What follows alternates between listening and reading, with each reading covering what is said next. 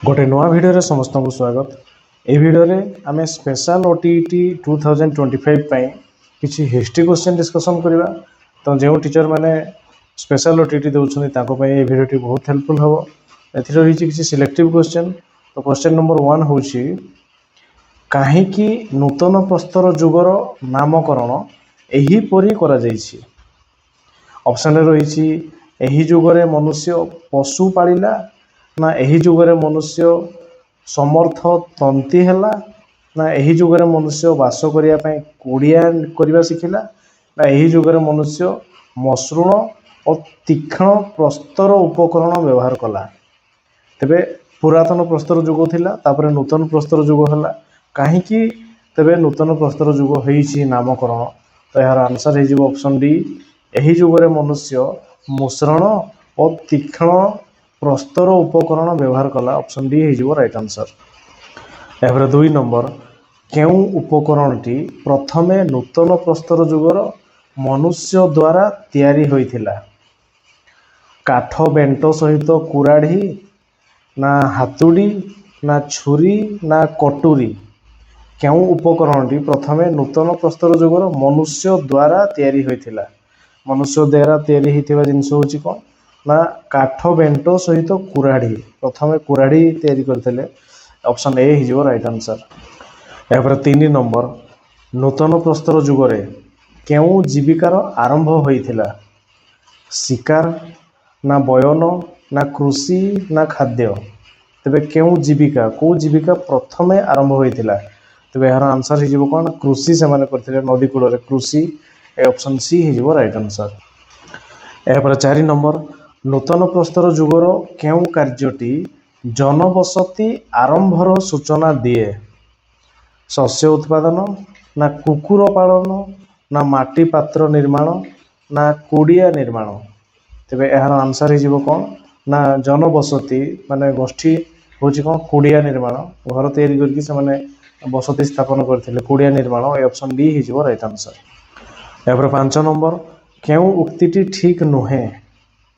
Option रही नूतन प्रस्तर जुगर मनुष्य शस्य उत्पादन कला ना नूतन प्रस्तर जुगर मनुष्य कुड़िया रे बास करुथिला ना नूतन प्रस्तर जुगर मनुष्य गुंफा कांथ गुड़िक रंगायित करुथिला ना नूतन प्रस्तर जुगर मनुष्य धातुर व्यवहार शिखिला।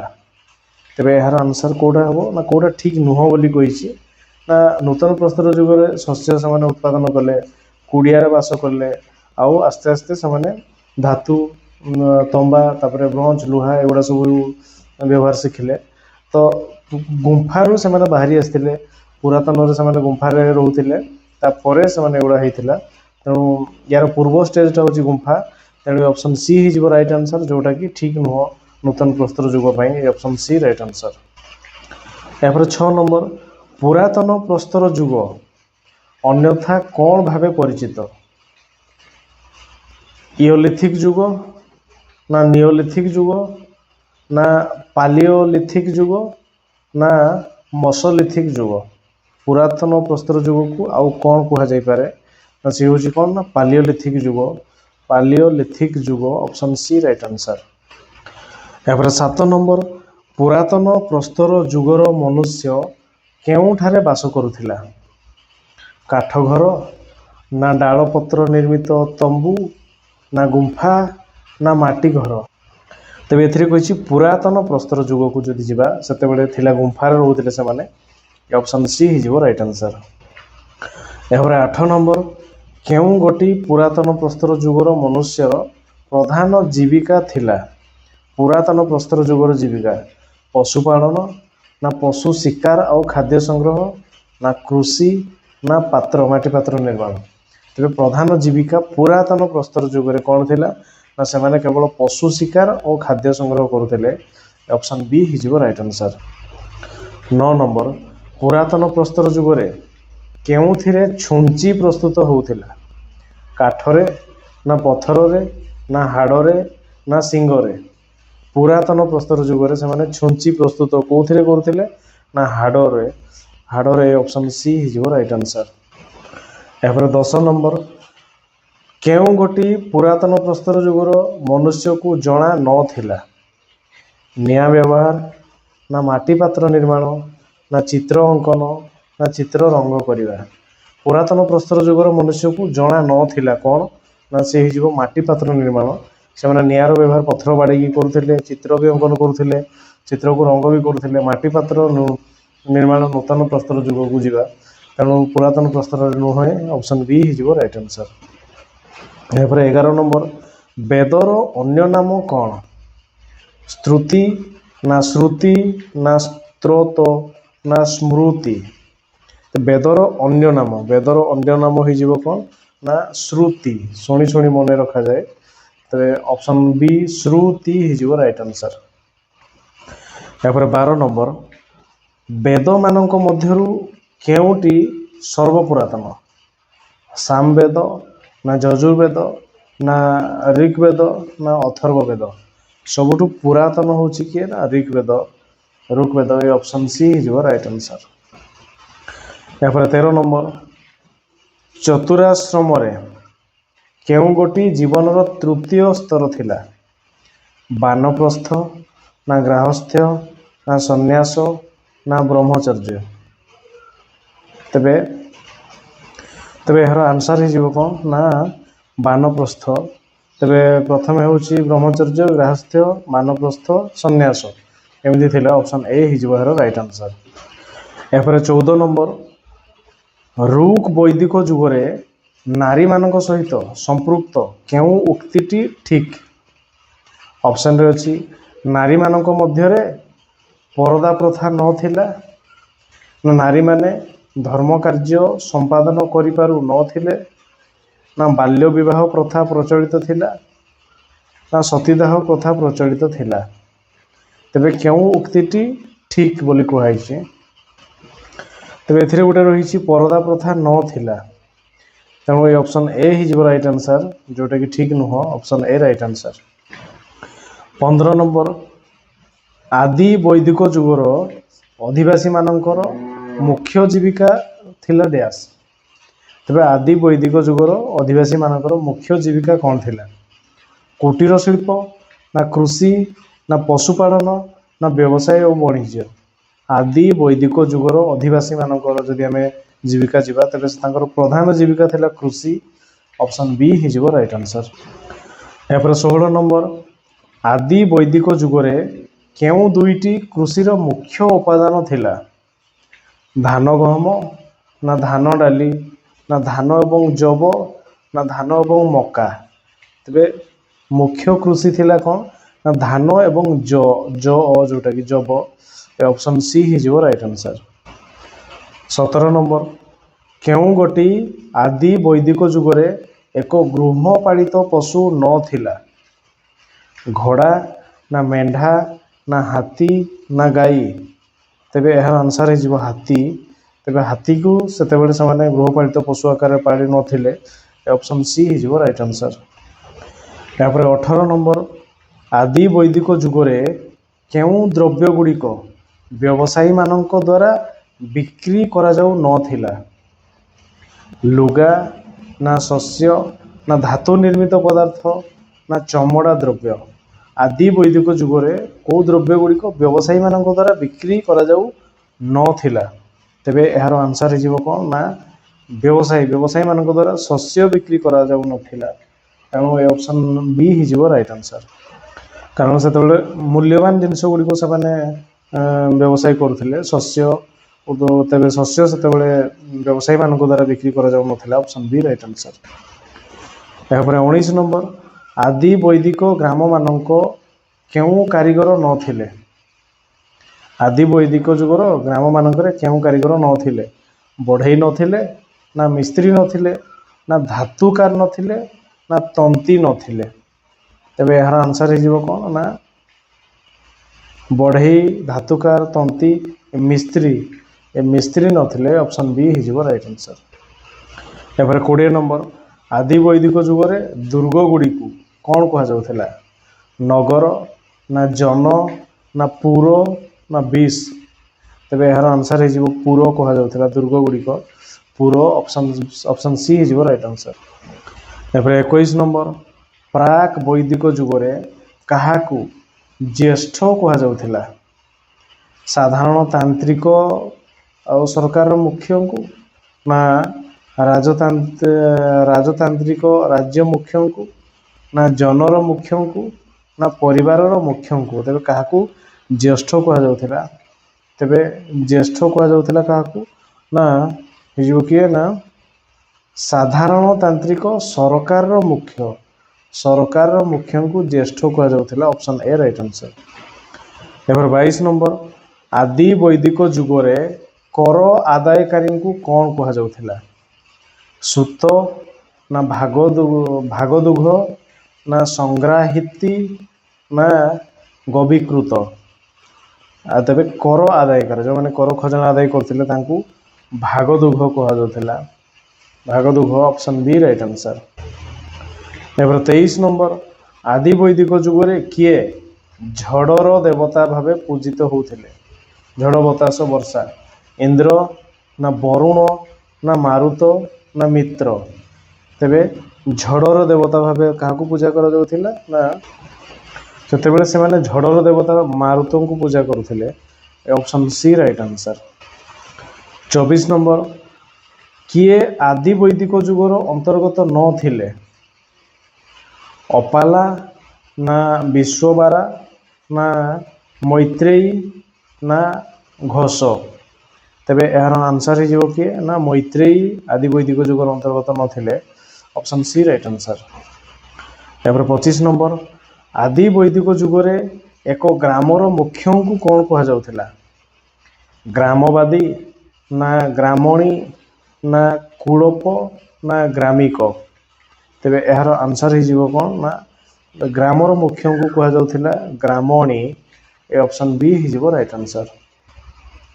26 नंबर वैदिक जुगरे अघन्या शब्दटी कहा सहित संपृक्त थिला घोड़ा ना गाई ना बलद ना मेढ़ा तेरे यार आंसर हो कौन ना अघन्या शब्द तेरे गाई सहित संपृक्त थिला गाई ऑप्शन बी हो राइट आंसर। एपर 27 नंबर परवर्ती वैदिक जुगरे नारी मानक संबंध रे केउटी ठीक नुहे नारी मानकर पैतृक संपत्ति उपभोग करने अधिकार नथिला ना सभा समिति रे अंशग्रहण करने नारी मानकर अधिकार नथिला ना समाज रे यौतुक प्रथा प्रचलित थिला ना बाल्य विवाह प्रथा प्रचलित नथिला तेरे यार आंसर हो कौन ना बाल्य विवाह प्रथा प्रचलित नथिला तेरे यह भूल अच्छी से बाल्य विवाह प्रथा प्रचलित थिला तेणु ऑप्शन डी हो राइट आंसर।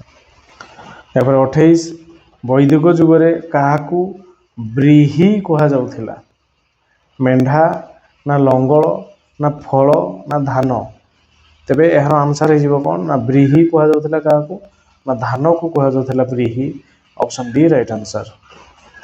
29 नंबर वैदिक जुगरे किए गघ्न भाव में सूचित होते गाई गोरु दान करुवा व्यक्ति ना गाई गोरु बध करुवा व्यक्ति ना अतिथि ना बरपात्र वैदिक जुगरे गघ्न क्या कहुला ना गघ्न कहुला क्या ना अतिथि मान को गघ्न कहुला ऑप्शन सी राइट आंसर।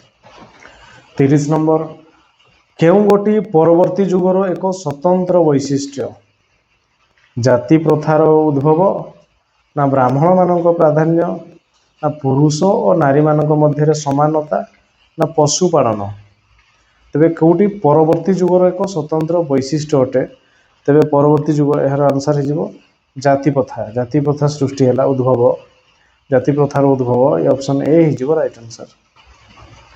यापर 31 नंबर वेदर अन्य नाम हूँ कौन ना श्रुति option B right answer. 32 number केउ मानव प्रथमे निआर व्यवहार जानिले निएंडरथाल ना आस्ट्रालोपिथेसाइन्स ना होमो हाबिल ना होमो इरेक्टस तेरे केउ मानव प्रथमे निआर व्यवहार जानिले तार आंसर हो कौन निएंडरथाल मानव से निआर व्यवहार प्रथमे जानी ऑप्शन ए हो राइट आंसर। 33 नंबर ନିମ୍ନୋକ୍ତ କେଉଁମାନେ ପ୍ରସ୍ତର ନିର୍ମିତ ସରଞ୍ଜାମ ମାନ ବ୍ୟବହାର କରିଥିଲେ? ହୋମୋ ହାବିଲ ନା ନିଆଣ୍ଡରଥାଲ ନା ହୋମୋ ଇରେକ୍ଟସ୍ ନା ହୋମୋ ସାପିଏନ୍ସ? ତେବେ କେଉଁମାନେ ପ୍ରଥମେ ପ୍ରସ୍ତର ନିର୍ମିତ ସରଞ୍ଜାମ ବ୍ୟବହାର କରିଥିଲେ? ତେବେ ଏହାର ଆନ୍ସର ହେଇଯିବ କ'ଣ ନା ହୋମୋ ସାପିଏନ୍ସ। ହୋମୋ ସାପିଏନ୍ସ ଏ ଅପସନ୍ ଡି ହେଇଯିବ ରାଇଟ୍ ଆନ୍ସର। ଏପରେ 34 କେଉଁ ଆଧୁନିକ ଜୀବିତ ମାନ ଶ୍ରେଣୀ ଅଟନ୍ତି? ଆଷ୍ଟ୍ରାଲୋପିଥେସାଇନ୍ସ ନା ହୋମୋ ହାବିଲ ନା ହୋମୋ ଇରେକ୍ଟସ୍ ନା ହୋମୋ ସାପିଏନ୍ସ? ତେବେ ଆଧୁନିକ ଜୀବତ ମାନ ଯେଉଁ କେଉଁମାନେ ତେବେ ଆଧୁନିକ ଯେଉଁ ମାନବ ଅଟନ୍ତି? ତେବେ ଏହାର ଆନ୍ସର ହେଇଯିବ କ'ଣ ନା ଆଷ୍ଟ୍ରାଲୋପିଥେସାଇନ୍ସ ଏ ଅପସନ୍ ଏ ହେଇଯିବ ରାଇଟ୍ ଆନ୍ସର। ଏପରେ 35 ନିମ୍ନୋକ୍ତ ମଧ୍ୟରୁ କେଉଁ ଯୁଗର ଜଳବାୟୁ ଅତ୍ୟନ୍ତ ଶୀତଳ ଥିଲା? ପୁରାତନ ପ୍ରସ୍ତର ଯୁଗ ନା ନୂତନ ପ୍ରସ୍ତର ଯୁଗ ନା ଲୌହ ଯୁଗ ନା ବ୍ରୋଞ୍ଜ ଯୁଗ? ତେବେ କେଉଁ ଯୁଗର ଜଳବାୟୁ ଅତ୍ୟନ୍ତ ଶୀତଳ ଥିଲା ବୋଲି କୁହାଯାଇଛି? ତେବେ ଏହାର ଆନ୍ସର ହେଇଯିବ କ'ଣ ନା ଲୌହ ଯୁଗ ଅପସନ୍ ସି ହେଇଯିବ ରାଇଟ୍ ଆନ୍ସର। 36 ନମ୍ବର ପ୍ରସ୍ତର ଯୁଗର କେଉଁ ଭାଗକୁ ନୂତନ ପ୍ରସ୍ତର ଯୁଗ କୁହାଯାଏ? ପ୍ରଥମ ଭାଗ ନା ଦ୍ୱିତୀୟ ଭାଗ ନା ତୃତୀୟ ଭାଗ ନା କୌଣସିଟି ନୁହଁ? ତେବେ ଏହାର ଆନ୍ସର ହେଇଯିବ କ'ଣ ନା ପ୍ରସ୍ତର ଯୁଗର ସେ ପ୍ରଥମ ଭାଗକୁ ହିଁ ନୂତନ ପ୍ରସ୍ତର ଯୁଗ କୁହାଯାଏ। ଅପସନ୍ ଏ ହେଇଯିବ ରାଇଟ୍ ଆନ୍ସର। 37 ନମ୍ବର ନିମ୍ନୋକ୍ତ କେଉଁଟି ପ୍ରାକ୍ ବୈଦିକ ଆର୍ଯ୍ୟମାନଙ୍କର ପ୍ରଧାନ ଜୀବିକା ଥିଲା? କୃଷି ନା ପଶୁପାଳନ ନା ବ୍ୟବସାୟ ନା କୌଣସିଟି ନୁହଁ? ତେବେ ପ୍ରାକ୍ ବୈଦିକ ଯୁଗର ଆର୍ଯ୍ୟମାନଙ୍କର ପ୍ରଧାନ ଜୀବିକା ଥିଲା। ତେବେ ଏହାର ଆନ୍ସର ହେଇଯିବ କ'ଣ ନା କୃଷି ଥିଲା। କୃଷି ଅପସନ୍ ଏ ହେଇଯିବ ରାଇଟ୍ ଆନ୍ସର। ଏପରେ 38 କେଉଁ ବେଦ ପ୍ରଥମେ ରଚିତ ହୋଇଥିଲା? ଋକ୍ ବେଦ ନା ସାମ ବେଦ ନା ଯଜୁର୍ବେଦ ନା ଅଥର୍ବ ବେଦ? ତେବେ ଏହାର ଆନ୍ସର ହେଇଯିବ ଋକ୍ ବେଦ ଅପସନ୍ ଏ ହେଇଯିବ ରାଇଟ୍ ଆନ୍ସର। 39 କିଏ ଉପନିଷଦକୁ ମନୁଷ୍ୟ ମସ୍ତିଷ୍କର ବିଚିତ୍ର ସୃଷ୍ଟି ବୋଲି କହିଛନ୍ତି? ମ୍ୟାକ୍ସ ମ୍ୟୁଲର ନା ବାଲ ଗଙ୍ଗାଧର ତିଲକ ନା B.K. ଘୋଷ ନା ମ୍ୟାକଡୋନେଲ୍? ତେବେ କିଏ ଉପନିଷଦକୁ ମନୁଷ୍ୟ ମସ୍ତିଷ୍କର ବିଚିତ୍ର ସୃଷ୍ଟି ବୋଲି କହିଛନ୍ତି? ତ ଏହାର ଆନ୍ସର ହେଇଯିବ କିଏ ନା ମ୍ୟାକ୍ସ ମ୍ୟୁଲର ଅପସନ୍ ଏ ହେଇଯିବ ରାଇଟ୍ ଆନ୍ସର। 40 ନମ୍ବର ଆର୍ଯ୍ୟମାନଙ୍କର ସାମାଜିକ ଜୀବନର ମୁଖ୍ୟ ଆଧାର କ'ଣ ଥିଲା? ପରିବାର ନା ପିତା ନା ମାତା ନା ପୁତ୍ର? ଆର୍ଯ୍ୟମାନଙ୍କର ସାମାଜିକ ଜୀବନର ମୁଖ୍ୟ ଆଧାର ତେବେ କ'ଣ ଥିଲା? ତାର ଆନ୍ସର ହେଇଯିବ କ'ଣ ନା ପରିବାର ଅପସନ୍ ଏ ହେଇଯିବ ରାଇଟ୍ ଆନ୍ସର। 41 ନମ୍ବର ବୈଦିକ ଆର୍ଯ୍ୟମାନଙ୍କର ରାଜନୈତିକ ସଂଗଠନର ମୂଳପିଣ୍ଡ କ'ଣ ଥିଲା? କୁଳ ନା ଗ୍ରାମ ନା ବିଶ ନା ଜନ? ତେବେ ବୈଦିକ ଆର୍ଯ୍ୟମାନଙ୍କର ରାଜନୈତିକ ସଂଗଠନର ମୂଳ ପିଣ୍ଡ ଥିଲା ତେବେ କ'ଣ ନା ତାହା ହେଇଯିବ ଗ୍ରାମ। ଏ ଅପସନ୍ ବି ହେଇଯିବ ରାଇଟ୍ ଆନ୍ସର। ଏପରେ 42 ନମ୍ବର ଗ୍ରାମର ମୁଖ୍ୟଙ୍କୁ କ'ଣ କୁହାଯାଉଥିଲା? କୁଳକ ନା ଗ୍ରାମଣୀ ନା ବିଶପତି ନା ଗୋପ? ଗ୍ରାମର ମୁଖ୍ୟଙ୍କୁ ଗ୍ରାମଣୀ କୁହାଯାଉଥିଲା। ଏ ଅପସନ୍ ବି ହେଇଯିବ ରାଇଟ୍ ଆନ୍ସର। ଏହାପରେ 43 ନମ୍ବର ବିଶର ମୁଖ୍ୟଙ୍କୁ କ'ଣ କୁହାଯାଉଥିଲା? କୁଳି ନା ବିଶପତି ନା ଗୋପ ନା ଗ୍ରାମଣୀ? ତେବେ ଏହାର ଆନ୍ସର ହେଇଯିବ କ'ଣ ନା ବିଶର ମୁଖ୍ୟଙ୍କୁ କୁହାଯାଉଥିଲା କ'ଣ ନା କୁଳି। ଏ ଅପସନ୍ ଏ ହେଇଯିବ ରାଇଟ୍ ଆନ୍ସର। ଏହାପରେ 44 ନମ୍ବର ଜନର ମୁଖ୍ୟଙ୍କୁ କ'ଣ କୁହାଯାଉଥିଲା? ଗୋପ ନା କୁଳି ନା ବିଶପତି ନା ରାଜନ? ତେବେ ଏହାର ଆନ୍ସର ହେଇଯିବ କ'ଣ ନା ଜନର ମୁଖ୍ୟଙ୍କୁ କୁହାଯାଉଥିଲା ଗୋପ। ଏ ଅପସନ୍ ଏ ହେଇଯିବ ରାଇଟ୍ ଆନ୍ସର। ଏହାପରେ 45 ନମ୍ବର ଜନପଦର ମୁଖ୍ୟଙ୍କୁ କ'ଣ କୁହାଯାଉଥିଲା? ରାଜନ ନା କୁଳ ନା ଗୋପ ନା ବିଶପତି? ତେବେ ଏହାର ଆନ୍ସର ହେଇଯିବ କ'ଣ ନା ଜନପଦର ମୁଖ୍ୟଙ୍କୁ କୁହାଯାଉଥିଲା ବିଶପତି। ଏ ଅପସନ୍ ଡି ହେଇଯିବ ରାଇଟ୍ ଆନ୍ସର।